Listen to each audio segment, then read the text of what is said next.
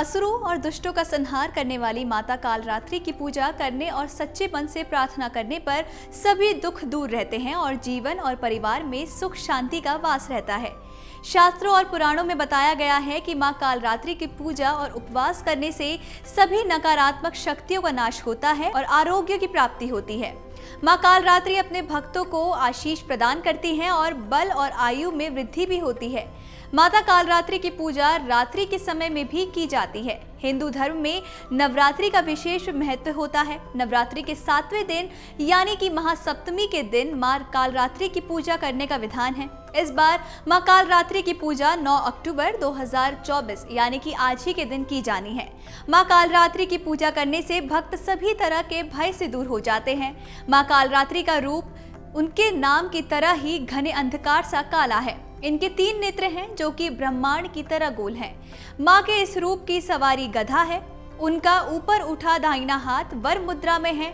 इस तरफ के नीचे वाले हाथ में अभय मुद्रा है, तो वहीं बाईं ओर ऊपर वाले हाथ में कांटा और नीचे वाले हाथ में खड़ग है। इनकी पूजा अर्चना करने से सभी पापों से मुक्ति मिलती है और दुश्मनों का नाश भी होता है। मां के इस स्वरूप को वीरता और साहस का प्रतीक भी माना जाता है। ऐसे में आइए जानते हैं कि मां कालरात्रि की पूजा कैसे करें और उन्हें किस चीज का भोग लगाया जाता है। देवी भागवत पुराण के अनुसार मां के 3 नेत्र ब्रह्मांड की तरह विशाल और गोल हैं, जिनमें से बिजली की भांति किरणें निकलती रहती हैं, और 4 हाथ हैं, जिनमें एक में खड्ग अर्थात तलवार है, तो दूसरे में लौह अस्त्र है, तीसरा हाथ अभय मुद्रा में है और चौथा वर मुद्रा में। कहा जाता है कि नवरात्रि के 7वें दिन जो कि साधक मां की पूजा अर्चना करते हैं तो उनके सभी दुख दर्द दूर हो जाते हैं। कलश पूजन करने के उपरांत माता के समक्ष दीपक प्रज्वलित कर रोली, अक्षत, फल, फूल आदि से पूजन करना चाहिए। देवी को लाल पुष्प बहुत प्रिय हैं, इसलिए पूजन में गुड़हल अथवा गुलाब का पुष्प अर्पित करने से माता अति प्रसन्न होती हैं। इसके बाद कपूर या दीपक से माता की आरती उतारें और पूरे परिवार के साथ जयकारे लगाएं। मां काली के ध्यान मंत्र का उच्चारण करें और माता को गुड़ का भोग लगाएं तथा ब्राह्मण को गुड़ दान करना चाहिए। लाल चंदन या फिर रुद्राक्ष की माला में मंत्रों का जप जरूर करें। माता कालरात्रि के नाम के उच्चारण मात्र से ही भूत, प्रेत, राक्षस और सभी नकारात्मक शक्तियां दूर भागती हैं।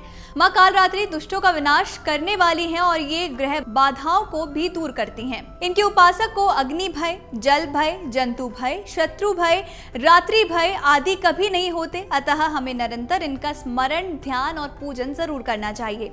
पुराणों में बताया गया है कि मां कालरात्रि की पूजा और उपवास करने से सभी नकारात्मक शक्तियों का नाश होता है और आरोग्य की प्राप्ति भी होती है। मां कालरात्रि को गुड़हल के फूल चलाए जाते हैं और गुड़ का भोग भी लगाया जाता है।